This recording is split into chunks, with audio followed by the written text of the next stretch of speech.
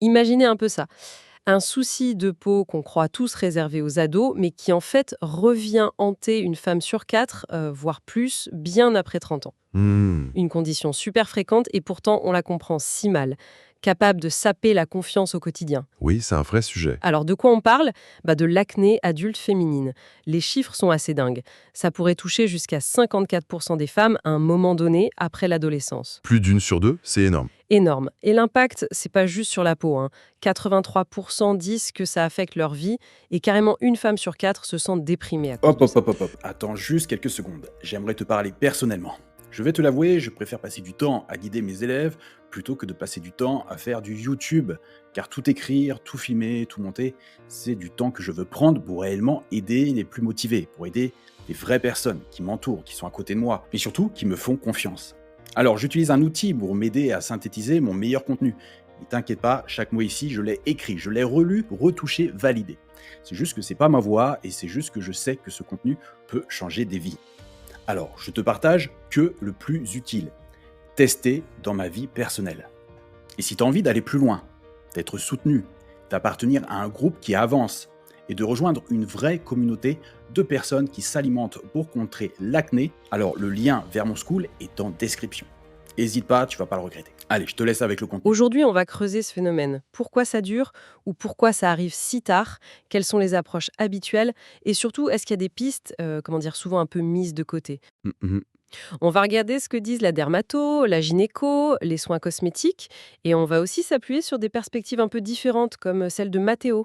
Lui, il a vécu l'acné et il insiste beaucoup sur l'importance cruciale de l'alimentation. Un angle intéressant, effectivement. Notre mission aujourd'hui, c'est d'apporter des éclairages, des faits qui percutent, et peut-être, qui sait, des réponses un peu inattendues. Allons-y. Alors, pour commencer, qu'est-ce qui rend cette acné de la femme adulte si particulière? Ce qui est frappant, c'est sa persistance ou son apparition tardive. Dans 80% des cas, en fait, c'est une continuation de l'acné qu'on a eu ado. Ah oui, d'accord, elle lâche pas l'affaire, quoi. C'est ça.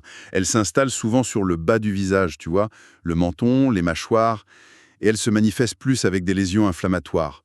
Des boutons rouges, parfois des nodules, des kystes un peu plus profonds. Plus douloureux, j'imagine? Oui. Mais attention, ça ne veut pas dire qu'il n'y a que ça.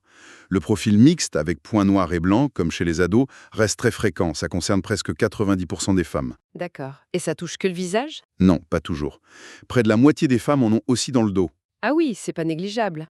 Et les marques que ça laisse, c'est un autre problème, ça. Exactement. L'hyperpigmentation post-inflammatoire, ces taches brunes qui restent après le bouton, ça touche une femme sur deux. Une sur deux? Et les cicatrices, les vraies cicatrices en creux, parfois définitives, c'est 60%. Donc oui, c'est un impact esthétique important, mais ça va au-delà. Oui, on en parlait, cet impact psychologique. C'est pas juste quelques boutons, c'est un vrai fardeau mental pour beaucoup. Tout un fait. Se sentir démoralisé, perdre confiance en soi, voir ses relations sociales, amoureuses, même professionnelles, affectées. C'est une réalité. Mhm. On voit émerger ce mouvement skin positive qui est super, hein, pour l'acceptation.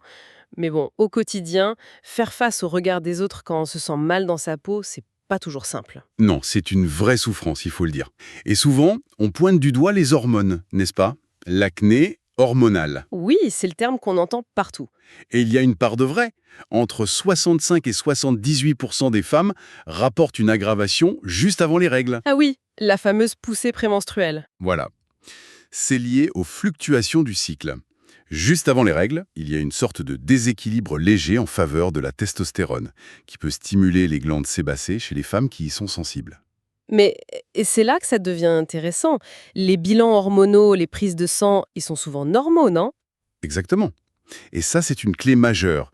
Dans la grande majorité des cas, les dosages sanguins sont tout à fait normaux. Il n'y a pas d'excès d'androgènes qui circulent. Alors c'est quoi le problème? Le problème semble plutôt être au niveau de la peau elle-même. Une hypersensibilité locale des récepteurs de la peau aux hormones, même à des taux normaux. Donc la peau réagit trop fort en quelque sorte. C'est ça. Ajoutez à ça une possible micro-inflammation chronique avec la bactérie Cutibacterium acnes, qui aime bien le sébum, et voilà, le terrain est prêt pour les boutons. D'accord. Donc une sensibilité de la peau plus qu'un problème hormonal général. Sauf exception, bien sûr. Oui, il faut rester prudent. Si l'acné s'accompagne d'autres signes, genre une pilosité qui augmente beaucoup, une chute de cheveux importante, des règles très irrégulières, là, il faut consulter. Ça peut cacher un syndrome des ovaires polykystiques, le SOPK. Qui touche combien de femmes, déjà? Environ 1 sur 15. Et ça demande une prise en charge médicale spécifique. Mais pour la plupart des femmes avec de l'acné adulte, c'est pas ça. Bien compris. Alors, face à cette acné classique de l'adulte, qu'est-ce qu'on propose habituellement? On commence par la base, la routine de soins. C'est quoi les règles d'or? La doucheur. Avant tout, nettoyer matin et soir, oui, mais avec des produits très doux, sans savon qui décape. Sinon, la peau réagit en produisant encore plus de sébum. De cercle vicieux. Exactement. Ensuite, choisir des soins non comédogènes. C'est marqué dessus, ça veut dire qu'ils sont faits pour pas boucher les pores. Et hydrater. Même une peau à tendance acnéique a besoin d'hydratation, surtout avec l'âge ou les traitements qui peuvent la dessécher. Une crème légère, ça suffit. Et le soleil. On dit souvent que ça aide au début, non? C'est un faux ami. Le soleil peut donner l'impression d'améliorer au début, mais en fait, il épaissit la peau et ça favorise les comédons ensuite. Et surtout, il aggrave les marques brunes et la sensibilité si on est sous traitement. Donc protection solaire tous les jours, c'est capital. Donc, douceur, non comédogène, hydratation légère et protection solaire. Et pas de gommage trop agressif, j'imagine. Surtout pas. Nettoyer sans agresser, hydrater, protéger. C'est la base. D'accord. Et si cette routine, ça suffit pas, on passe à quoi? Là, on entre dans les traitements prescrits par le médecin, souvent le dermatologue. Pour les formes légères à modérées, on a les traitements locaux, en crème ou en gel. Lesquels, par exemple? Les plus connus, ce sont les rétiloïdes topiques, comme l'adapalène. Ce sont des dérivés de la vitamine A qui aident la peau à se renouveler correctement et débouchent les pores. Il y a aussi le peroxyde de benzol, qui est un antibactérien efficace contre la fameuse bactérie Cutibacterium acnes. On peut combiner les deux? Oui, souvent, ou on les utilise en alternance. Parfois, on ajoute aussi un antibiotique local. Et pour les cas plus coriaces? Si c'est plus sévère ou si les traitements locaux ne marchent pas assez, on peut passer aux antibiotiques par voie orale, comme la doxycycline. Ça aide surtout à calmer l'inflammation. Mais on peut pas les prendre tout le temps, si? Non, l'utilisation doit être limitée dans le temps pour éviter que les bactéries deviennent résistantes. Et pour les cas vraiment sévères, résistants, ou s'il y a un gros risque de cicatrice, là, il y a l'isotrétinoïne orale, l'ancien roi cutane. Ah oui, le traitement de choc. C'est le plus puissant, oui. Il agit directement sur la production de sébum, il la réduit drastiquement. Mais on sait qu'il y a pas mal d'effets secondaires et de contraintes. Tout à fait. C'est pas un traitement anodin. Les traitements locaux, déjà, ça peut irriter, assécher la peau. Mhm. Les antibiotiques oraux, ça peut rendre sensible au soleil, donner des troubles digestifs. Et l'isotrétinoïne, c'est encore un autre niveau. C'est-à-dire? Grosse sécheresse partout. Peau, lèvres, yeux, nez. C'est très inconfortable. Et surtout, chez la femme, il y a un risque majeur de malformation grave pour le fœtus en cas de grossesse. Donc, contraception obligatoire et très stricte, avec test de grossesse tous les mois. C'est hyper contraignant. Oui. Et il y a un suivi médical très régulier avec des prises de sang. On parle aussi de risques psychiatriques comme la dépression ou l'anxiété. Même si c'est rare, ça demande une vigilance. Et il faut être patient, j'imagine. Les résultats ne sont pas immédiats. Exactement. Pour la plupart de ces traitements, il faut plusieurs semaines, voire plusieurs mois, pour voir une amélioration nette. Faut pas se décourager trop vite. Et la pilule contraceptive dans tout ça, c'est souvent proposé aussi? Oui, certaines pilules peuvent aider, surtout celles qui ont des progestatifs considérés comme moins androgériques. Elles peuvent améliorer l'acné. Mais c'est une solution à long terme? B, c'est un traitement suspensif, c'est-à-dire que ça marche tant qu'on la prend, mais l'acné revient souvent à l'arrêt. Et puis, il faut toujours peser le bénéfice par rapport au risque de la pilule elle-même, notamment le risque de thrombose, de caillots sanguins. Ce n'est pas anodin non plus. Donc, on a un arsenal médical, oui, mais avec des contraintes, des effets secondaires parfois lourds, et pas toujours une solution définitive. C'est un peu ça. Et c'est là, justement, qu'on arrive à cette autre piste. Celle que des experts comme Matteo, qui ont eux-mêmes galéré avec l'acné, mettent en avant, l'alimentation. De plus en plus d'études scientifiques semblent pointer du doigt certains aliments. Oui, le lien se confirme. Et le mécanisme qu'on suspecte tourne beaucoup autour de l'insuline et d'une autre hormone, l'IGF-1. IGF-1, c'est quoi ça? C'est l'Insulin-like Growth Factor 1, un facteur de croissance qui ressemble à l'insuline. En gros, quand on mange des aliments qui font monter très vite le sucre dans le sang, les fameux aliments à indice glycémique élevé, Le sucre, le pain blanc, les sodas, les gâteaux. voilà, tout ça. Le corps réagit en libérant beaucoup d'insuline pour gérer ce sucre. D'accord. Et l'insuline, elle fait quoi pour l'acné? Eh bien, ce pic d'insuline stimule la production d'IGF-1. Et c'est là que ça se complique pour la peau. L'IGF-1, c'est un peu un booster. Elle pousse les glandes sébacées à fabriquer plus de sébum. Ah, d'accord. Plus de sébum égale peau plus grasse, port bouché. Exactement, et ce n'est pas tout. L'IGF-1 active aussi une voie dans nos cellules qui s'appelle mTORC1. mTORC1, Kevaco. Pensez à ça comme un interrupteur. Quand l'IGF-1 l'allume, ça favorise l'inflammation dans la peau et ça accélère le renouvellement des cellules de la couche cornée, ce qui peut boucher les pores encore plus facilement. Donc si je résume, sucre rapide, pic d'insuline, pic d'IGF-1, plus de sébum, plus d'inflammation et des pores qui se bouchent. C'est le combo perdant pour l'acné. C'est l'idée générale du mécanisme suspecté, oui. Et les produits laitiers, on les entend souvent critiquer aussi dans l'acné. Eux aussi sont dans le viseur. Même s'ils n'ont pas toujours un indice glycémique élevé, ils ont la particularité de stimuler fortement la production d'insuline et d'IGF-1. Ah oui, même le lait demi-écrémé ou les yaourts nature. Oui, et en plus ils contiennent un acide aminé particulier, la leucine, qui peut activer directement cette fameuse voie mTRC1. La viande aussi contient de la leucine, donc le lait, le fromage, les yaourts pourraient effectivement contribuer à l'acné chez les personnes sensibles. C'est super clair et ça semble assez logique comme enchaînement. Mais alors ça amène une question un peu sensible. Matteo, justement, dans ses contenus basés sur son expérience et ses recherches, il soulève un point qui interpelle. Mhm. Pourquoi cette piste de l'alimentation, qui semble de plus en plus documentée par la science, est si souvent passée sous silence ou juste effleurée dans les consultations dermato classiques? On parle crème, médoc, pilule, mais rarement de ce qu'on met dans notre assiette. C'est une bonne question. Gratuite et accessible comme l'alimentation, ne risquerait pas, au fond, de remettre en question la valeur de tout l'arsenal de traitements payants et de consultations à répétition. C'est une perspective provocatrice, mais qui mérite réflexion. C'est vrai qu'on observe que le conseil nutritionnel n'est pas toujours au premier plan, malgré les données scientifiques qui s'accumulent. Pourquoi, à votre avis? Les raisons sont sans doute multiples, hein. Le manque de temps en consultation, c'est une réalité. La formation médicale qui, historiquement, est moins axée sur la nutrition préventive. La difficulté aussi pour les patients de changer durablement leurs habitudes alimentaires. C'est pas simple. Bien sûr. Mais l'hypothèse d'AFBA, même inconscient, liée à un modèle économique qui valorise davantage la prescription médicamenteuse que le conseil en hygiène de vie, c'est une question que des gens comme Matteo osent poser, oui, et elle n'est peut-être pas totalement infondée. C'est intéressant de l'entendre. Sans jeter la pierre, ça invite à réfléchir aux freins possibles à une approche plus globale, disons. Mais, alors concrètement, si on veut tester cette piste alimentaire, on mange quoi? On évite quoi? L'idée, c'est de limiter ces fameux pics d'insuline et d'IGF-1. Donc, on va privilégier les aliments à faible indice glycémique. C'est-à-dire, Les légumes verts, à volonté. Les légumineuses, lentilles, pois chiches, haricots rouges. Les céréales complètes ou semi-complètes, riz complet, quinoa, sarrasin, pain au levain intégral. Les fruits peu sucrés, comme les baies, les pommes, les poires. Ces aliments libèrent leur sucre lentement, sans provoquer de gros pics d'insuline. d'accord. Et pour calmer l'inflammation?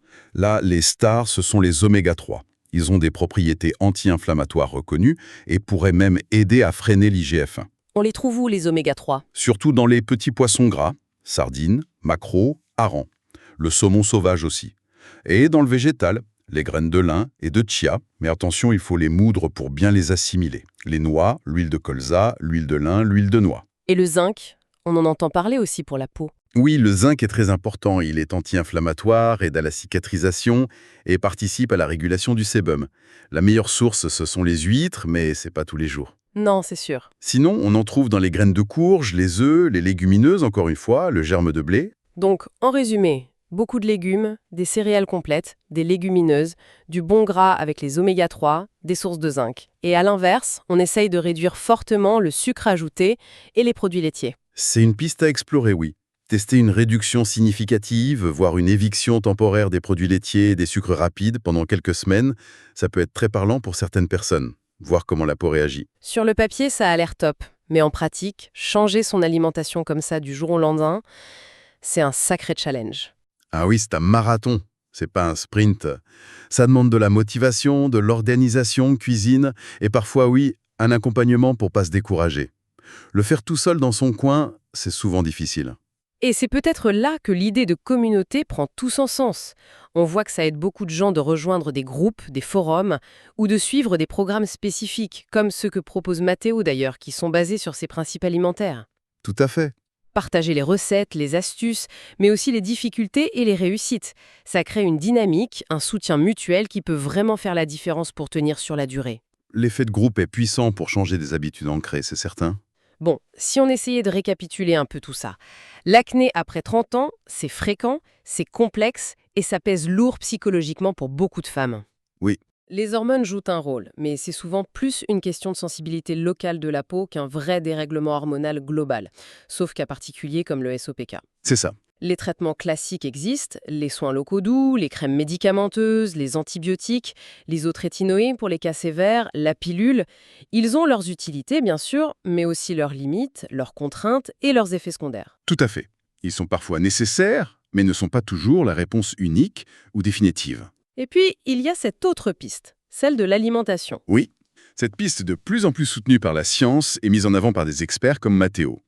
L'idée que ce qu'on mange, notamment les sucres rapides, et peut-être les produits laitiers, peut influencer l'inflammation et la production de sébum, via l'insuline et l'IGF-1. C'est un mécanisme de mieux en mieux compris. Une piste fondamentale, potentiellement. Potentiellement fondamental, oui, mais qui, comme on l'a évoqué et comme le soulignent certaines voix, semble parfois rester un peu dans l'angle mort des approches plus conventionnelles. Alors que ça pourrait être une clé. Ça pourrait être une clé importante pour beaucoup. Bien sûr, il faut le redire, chaque cas est différent. Changer son alimentation peut aider énormément, mais ça ne remplace pas un diagnostic médical précis. Consulter un dermatologue ou un médecin reste essentiel pour être sûr qu'il n'y a pas autre chose et pour discuter de toutes les options possibles adaptées à sa situation personnelle. Absolument.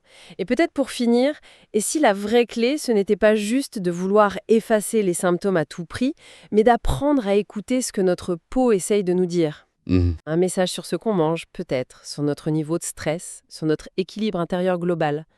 Et si comprendre ces signaux, c'était ça le vrai chemin pour retrouver une peau apaisée, et ce, de façon durable. C'est une belle perspective. Une piste à méditer en tout cas. Alors oui, si mon visage te dit quelque chose, c'est tout à fait normal. Je suis sur YouTube depuis plus de 10 ans, et oui, je parle de plusieurs sujets, car j'ai plusieurs passions, et ça, je peux pas le cacher. Parce que chaque sujet, chaque combat que j'ai traversé, c'est réellement une brique de mon identité. Je parle de ce que j'ai vécu, de ce que j'ai testé, validé, et même parfois, on va s'avouer, un peu foiré. Mais surtout, je te partage ce qui fonctionne réellement. Et si ça a fonctionné pour moi, j'ai 2 bras, j'ai 2 jambes comme toi, ça va aussi fonctionner pour toi. Et ma mission aujourd'hui, elle est très très simple, t'éviter de galérer et appliquer directement ce qui fonctionne. Alors, je fais des lives tous les jours sur Skool sur ces différents sujets pour partager du concret. Alors, pas théorique, que de l'humain et de la mise en pratique. Je suis quelqu'un de très simple, tu vois, pas de posture de moi je sais tout, juste un mec qui est déjà passé par là et qui a tout testé. Et surtout qui a trouvé des solutions que tu peux toi aussi mettre en place dès aujourd'hui. Et oui, parmi tous ces combats que j'ai livrés, il y en a un qui m'a marqué peut-être un peu plus que les autres, ça va être ma peau. L'acné, les complexes, la frustration, je sais exactement ce que tu ressens. J'ai fait 3 cures de Roaccutane sans réel résultat. Et ce que j'ai découvert avec le temps, c'est que l'alimentation, c'est une arme redoutable et bien plus efficace que n'importe quel médicament. Et en plus, par rapport aux médicaments, ça dure réellement dans le temps. Alors c'est juste des choix simples, mais puissants et surtout concrets. Alors si toi aussi t'en as marre de subir ta peau et que tu veux reprendre le contrôle et avoir une peau nette, tu peux rejoindre mon Skool, le lien est juste en dessous en description. Et je te montre exactement ce que personne ne m'a expliqué avant. Allez, je te retrouve de l'autre côté.